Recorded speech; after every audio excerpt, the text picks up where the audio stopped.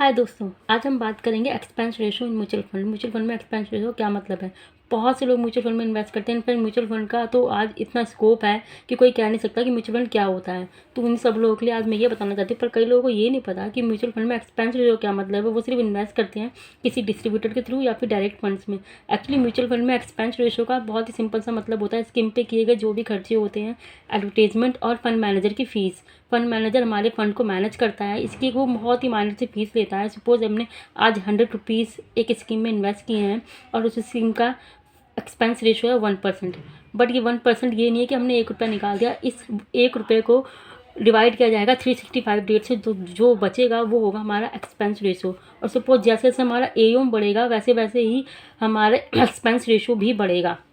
और ये दोनों रेगुलर और डायरेक्ट स्कीम का अलग अलग होता है। अब ये रेगुलर डायरेक्ट क्या होता है। रेगुलर का मतलब ये होता है कि आप किसी डिस्ट्रीब्यूटर के थ्रू किसी स्कीम में इन्वेस्ट कर रहे हैं तो यानी कि उसका एक्सपेंस ज़्यादा है क्योंकि उसमें डिस्ट्रीब्यूटर की फ़ीस इंक्लूड है। लेकिन अगर आप किसी डायरेक्ट स्कीम में इन्वेस्ट कर रहे हैं, डायरेक्ट म्यूचुअल फंड स्कीम में, वो आप डायरेक्ट एएमसी से कर रहे हैं तो उसका एक्सपेंस तो कम होगा क्योंकि इसमें सिर्फ फंड मैनेजर की फ़ीस लगी है और नथिंग एल्स।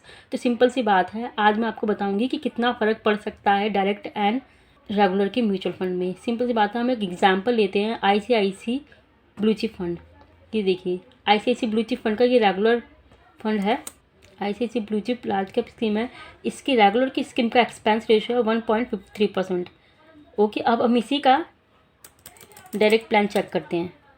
ये देखिए डायरेक्ट का एक्सपेंस रेशियो है 0.93%। यानी कि इसका एक्सपेंस रेशियो उसके कंपेयर कितना ज़्यादा कम है। और ऐसे ही हम और भी स्कीम्स का एग्जांपल ले लेते हैं।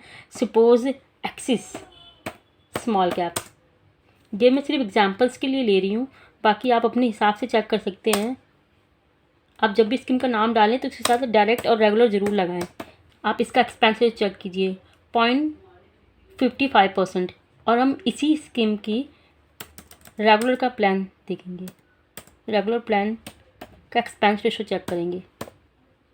देखिए 1.64%, कितना ज़्यादा गैप है। और जैसे जैसे आपका एयूम बढ़ेगा वैसे वैसे ही आपका एक्सपेंस रेशो भी बढ़ता जाएगा। अगर आप एक लॉन्ग टर्म इन्वेस्टर हैं तो प्लीज़ इस चीज़ को ध्यान में रखिए।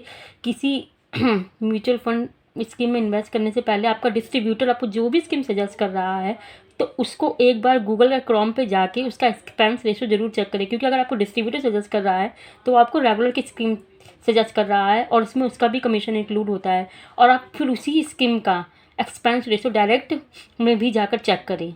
आपको दोनों के बीच में डिफरेंसेस समझ में आ जाएंगे। फिर बाकी आपकी मर्ज़ी, आपको कैसे इन्वेस्ट करना है। मेरी बताई हुई जानकारी अच्छी लगी है तो प्लीज़ मेरे वीडियो को लाइक कीजिए, चैनल को सब्सक्राइब कीजिए और बेल आइकन को प्रेस कीजिए ताकि आपको मेरे बनाए हुए वीडियो सबसे पहले मिले। Bye, thank you.